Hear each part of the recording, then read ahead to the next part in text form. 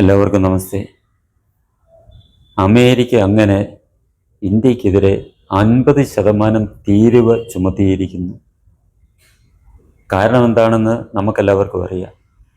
നമ്മൾ റഷ്യയിൽ നിന്ന് ക്രൂഡ് ഓയിൽ വാങ്ങുന്നു എന്നുള്ള ഒരു കാരണം പറഞ്ഞുകൊണ്ടാണ് അമേരിക്കൻ പ്രസിഡന്റ് ഡൊണാൾഡ് ട്രംപ് നമുക്കെതിരെ 50% തീരുവ ചുമത്തിയിരിക്കുന്നു. ഡൊണാൾഡ് ട്രംപിനെ കുറിച്ച് നമുക്കറിയാം. ഒരു അസൽ വട്ടൻ എന്ന് നമുക്ക് അയാളെ വിളിക്കാം. കാരണം ഒരു സ്ഥിരബുദ്ധി ഇല്ലാത്ത ഒരാളാണ്. മോദിയെ പ്രിയ സുഹൃത്തെ എന്ന് വിളിച്ച് നടന്ന ഒരു മനുഷ്യൻ. മോദിയും തിരിച്ച് അയാളെ പ്രിയ സുഹൃത്തെന്ന് തന്നെയായിരുന്നു വിളിച്ചിരുന്നതും. അദ്ദേഹത്തിൻ്റെ സമീപനവും അതുതന്നെയായിരുന്നു. രണ്ടാമത് അയാൾ പ്രസിഡന്റ് ആയതോടുകൂടി ഇങ്ങേർക്ക് എന്തോ മാനസിക വിഭ്രാന്തി എന്ന് പറയാനൊക്കത്തില്ല. അയാളുടെ ബുദ്ധി തന്നെ വികലമായിരിക്കുന്നു, വികട ബുദ്ധിയായിരിക്കുന്നു ട്രംപിൻ്റേത്. അപ്പോൾ ഉടൻ അയാൾക്കൊരു തോന്നൽ, ഇനി എന്തായാലും എനിക്ക് അമേരിക്കൻ പ്രസിഡന്റ് ആകാൻ കഴിയില്ല. അമേരിക്കയിലെ സമ്പ്രദായം അനുസരിച്ച് ഒരാൾക്ക് 2 പ്രാവശ്യം മാത്രമേ അവിടെ പ്രസിഡന്റ് പദവിയിലിരിക്കാൻ കഴിയുകയുള്ളൂ. ഇനി എനിക്ക് അങ്ങനെ കഴിയില്ല. അതുകൊണ്ട് എനിക്കൊരു നോബൽ സമ്മാനം, ലോകത്ത് കിട്ടാവുന്ന ഏതൊക്കെ സമ്മാനങ്ങളുണ്ടോ അതെല്ലാം നേടണം എന്നുള്ള ഒരു ആഗ്രഹം അയാളുടെ ഉള്ളിൽ ശരിക്കും മുളപൊട്ടി. അത് വളർന്നു വലുതായി. അപ്പോൾ അയാൾ നോക്കുന്നത് സമാധാനത്തിനുള്ള നോബൽ സമ്മാനം തന്നെയാകട്ടെ. അങ്ങനെ ഇരിക്കുമ്പോഴാണ് ലോകത്ത് പല ഭാഗത്ത് യുദ്ധങ്ങളുണ്ടാകുന്നു, സംഘർഷങ്ങളുണ്ടാകുന്നു. ആദ്യം ഇസ്രയേലും ഹമാസും തമ്മിലുള്ള യുദ്ധം ആദ്യം അനുകൂലിച്ച അയാൾ പിന്നീട് പറഞ്ഞു, ഇത്ര ദിവസത്തിനുള്ളിൽ നിങ്ങൾ യുദ്ധം നിർത്തിയില്ലേ, നിങ്ങളുടെ എതിരെ അത് എഴുതി എന്ന് പറഞ്ഞ് നെതന്യാഹു മൈൻഡ് ചെയ്തില്ല. അത് കഴിഞ്ഞ് റഷ്യയോട് പറഞ്ഞു, നിങ്ങൾ 8 ദിവസത്തിനുള്ളിൽ യുദ്ധം നിർത്തിയില്ലേ, നിങ്ങൾക്കെതിരെ ഞങ്ങൾ അങ്ങനെ ചെയ്യും ഇങ്ങനെ ചെയ്യും എന്ന് പറഞ്ഞ് ചന്ദ്രഹാസം ഇളക്കി. റഷ്യൻ പ്രസിഡന്റ് പുടിനും അത് മൈൻഡ് ചെയ്തില്ല. അങ്ങനെ ഇരിക്കെയാണ് പാകിസ്ഥാൻ്റെ പഹൽഗാം വിഷയവുമായി ബന്ധപ്പെട്ട് പാകിസ്ഥാനെതിരെ നമ്മൾ ഓപ്പറേഷൻ സിന്ദൂർ എന്ന പേരിൽ സൈനിക നടപടി സ്വീകരിച്ചത്.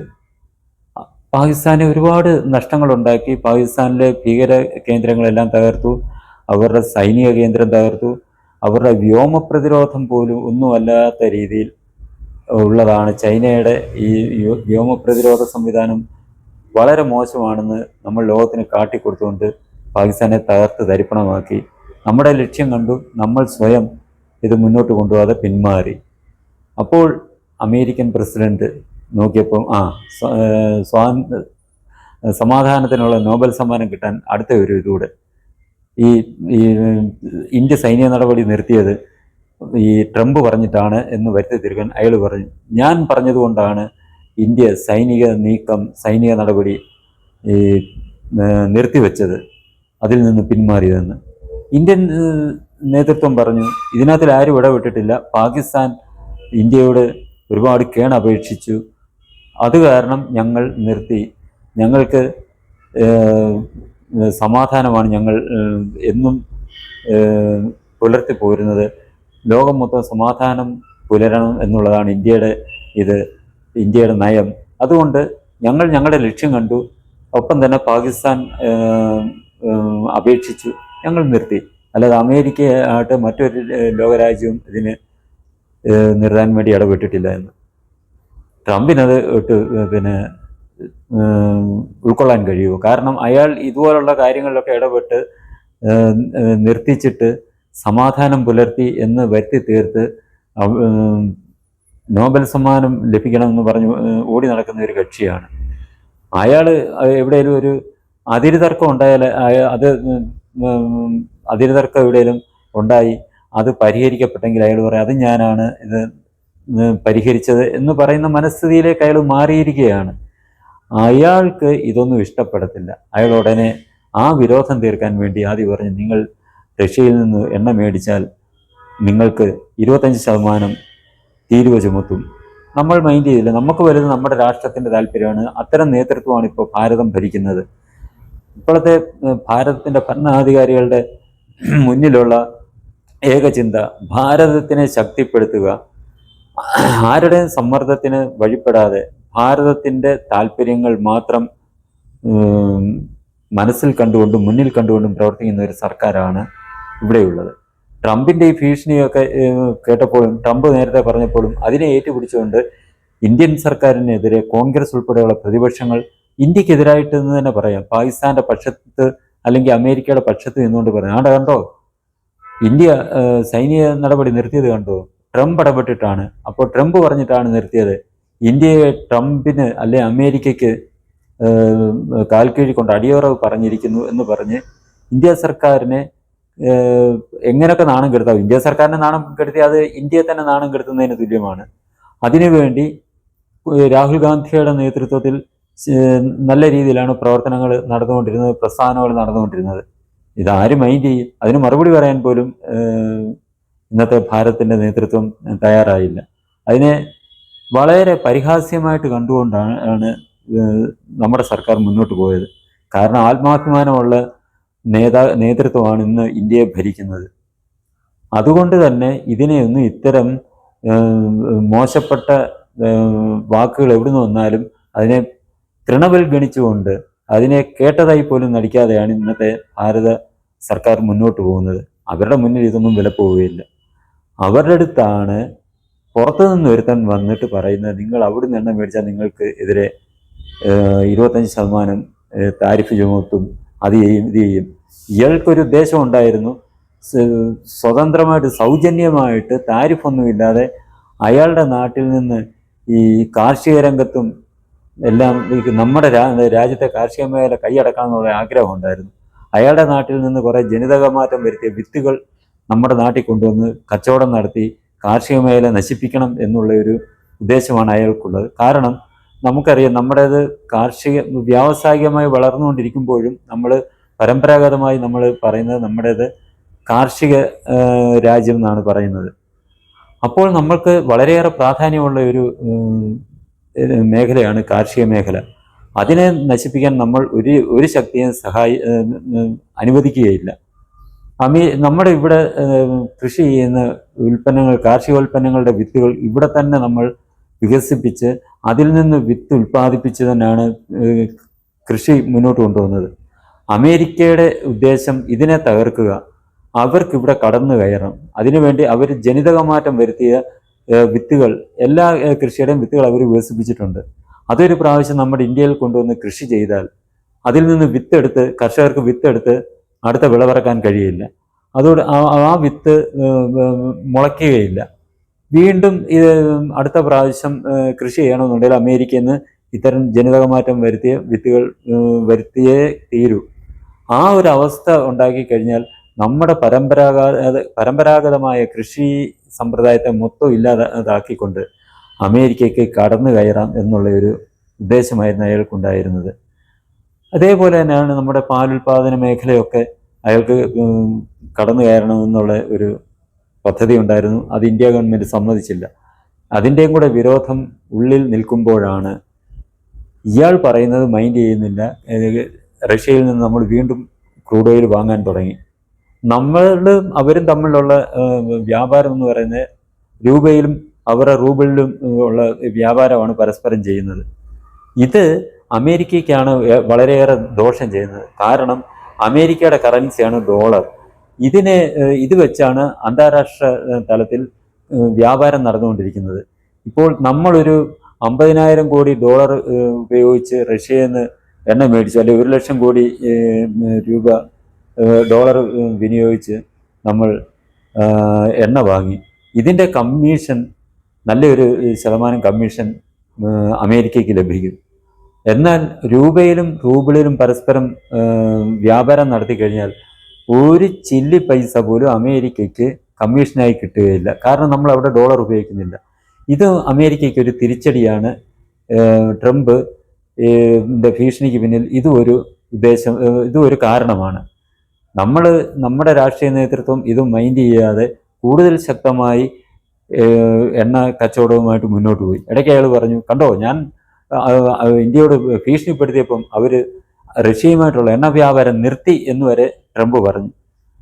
അന്നേരം നമ്മൾ മറുപടി പറഞ്ഞു, നമ്മൾ നിർത്തിയിട്ടില്ല, നമ്മൾക്ക് ആവശ്യകത അനുസരിച്ച് നമ്മൾ വാങ്ങിക്കൊണ്ടിരിക്കും.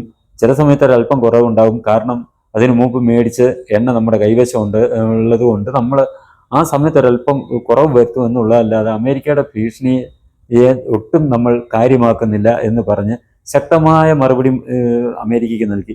ഒപ്പം തന്നെ പറഞ്ഞു, ഇന്ത്യയോട് ഈ രീതിയിൽ ഭീഷണിപ്പെടുത്തുന്ന സമയത്ത് തന്നെ അമേരിക്ക റഷ്യയിൽ നിന്ന് എണ്ണ വാങ്ങിക്കൊണ്ടിരിക്കുന്നു എന്നുള്ള കാര്യവും ഇന്ത്യ ലോകത്തോട് വിളിച്ചു പറഞ്ഞു. ഇത് ഈ സ്ഥിരബുദ്ധിയില്ലാത്ത ട്രംപിന്, ഈ വട്ടനായ ട്രംപിനും ഭ്രാന്തനായ ട്രംപിന് പ്രകോപിപ്പിച്ചു. കഴിഞ്ഞ ദിവസം അയാൾ ഈ 25 എന്നുള്ള സ്ഥാനത്ത് 50% തീരുവ അങ്ങ് ഏർപ്പെടുത്തി. നമ്മളെ എന്ത് ചെയ്യാനാണ് ഈ 50% അയാൾ തീരുവ ഏർപ്പെടുത്തിയിട്ട്? നമുക്ക് അമേരിക്കയെ ആശ്രയിക്കേണ്ട ഒരു കാര്യവും നമ്മുടെ ഇവിടെ ഉപ്പ് തൊട്ട് കർപ്പൂരം വരെയുള്ള ഒരു സാധനത്തിനും അമേരിക്കയെ ആശ്രയിക്കേണ്ട അവസ്ഥ നമുക്ക് ഉണ്ടാകുന്നില്ല.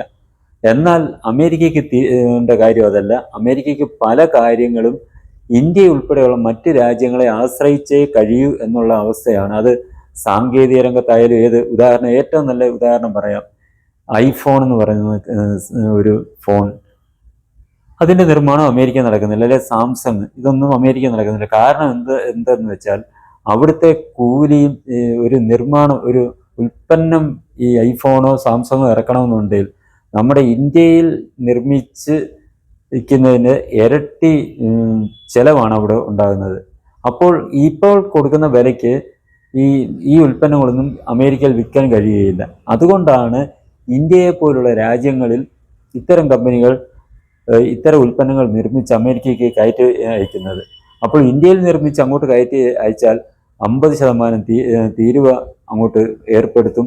അപ്പോൾ വില കൂടും. അപ്പോൾ ഇന്ത്യയിലെ ഉൽപ്പാദനം കുറയും എന്നാണ് ഈ പൊട്ടൻ വിചാരിച്ചിരിക്കുന്നത്. ഇത് അമേരിക്കയ്ക്ക് തന്നെ ദോഷം ചെയ്യത്തുള്ളൂ. നമുക്ക് ഇവരുമായിട്ടുള്ളത് വേണ്ടാന്ന് വെക്കുക. നമ്മുടെ ഇവിടെ നിർമ്മിക്കുന്ന ഉൽപ്പന്നങ്ങൾ ലോകത്ത് എത്രയോ രാഷ്ട്രങ്ങളുണ്ട്. ഇന്ത്യ ഉൾപ്പെടുന്ന ബ്രിക്സ് എന്ന് പറയുന്ന ഒരു സംവിധാനമുണ്ട്. അതായത് ബ്രിട്ടൻ, റഷ്യ, ഇന്ത്യ, ചൈന, ദക്ഷിണാഫ്രിക്ക, ഈ രാജ്യങ്ങൾ ഉൾപ്പെടുന്ന ഒരു സംഘടനയാണ് ബ്രിക്സ്. ഈ രാജ്യങ്ങൾ പരസ്പരം തീരുമാനിക്കുക, നമ്മുടെ വ്യാപാരം ഇനി നമ്മുടേതായിട്ടുള്ള കറൻസിയിൽ നമ്മൾ നടത്തുക എന്ന് തീരുമാനിച്ചാൽ അവിടെ തീർന്നു അമേരിക്കയുടെ ഈ പൊട്ടൻ കളി. അവൻ്റെ ഡോളർ ഉപയോഗിക്കുന്നില്ല എന്ന് തീരുമാനിച്ചാൽ അമേരിക്കയ്ക്ക് ലോകത്തിൽ സംഭവിക്കുന്ന ഏറ്റവും വലിയ തിരിച്ചടിയായിരിക്കും ഇങ്ങനൊരു തീരുമാനം ഉണ്ടായാൽ. നമ്മുടെ പരസ്പരം ഇതുപോലുള്ള സാധനങ്ങളുടെ വ്യാപാരം പരസ്പരം ഈ രാജ്യങ്ങളുമായിട്ട് മാത്രം നടത്തുക എന്ന് നമ്മൾ തീരുമാനിച്ചാൽ അമേരിക്ക പെട്ടുപോകും എന്നേ നമുക്ക് പറയാൻ കഴിയുകയുള്ളൂ.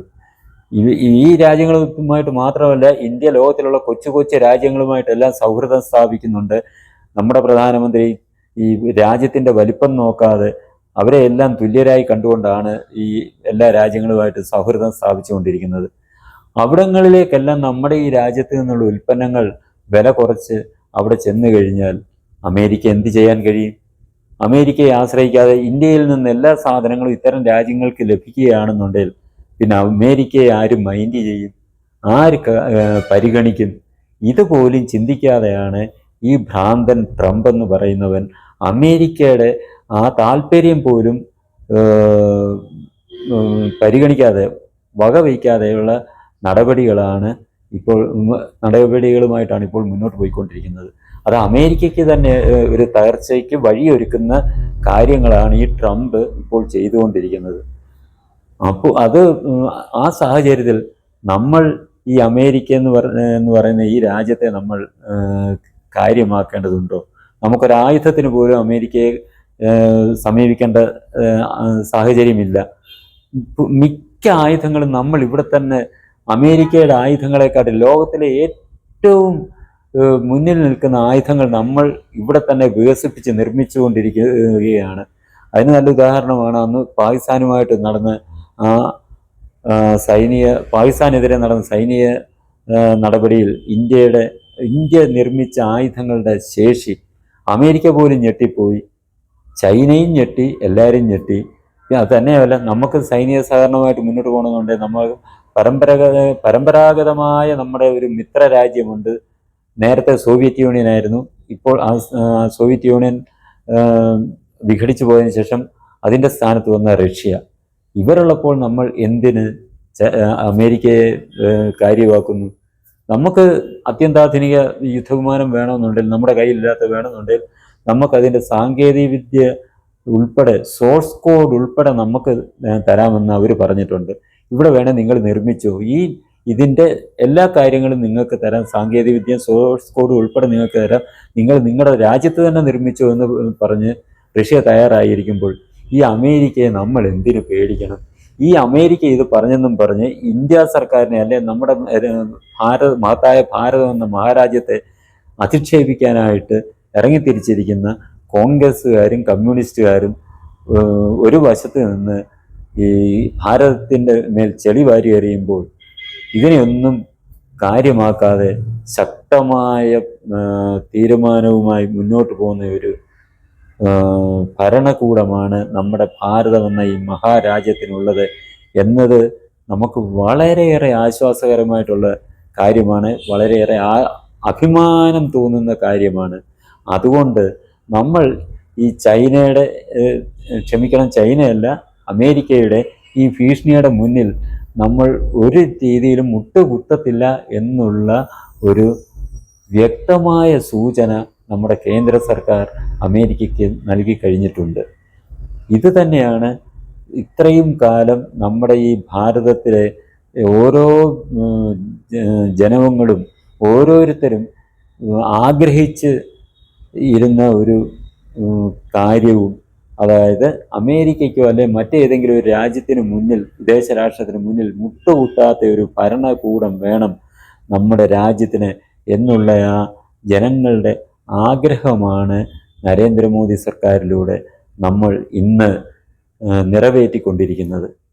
ഇനി ഈ ചാനൽ സബ്സ്ക്രൈബ് ചെയ്യാനും ബെൽ ബട്ടൺ അമർത്താനും ലൈക്ക് ചെയ്ത് ഷെയർ ചെയ്യാനും മറക്കരുത്.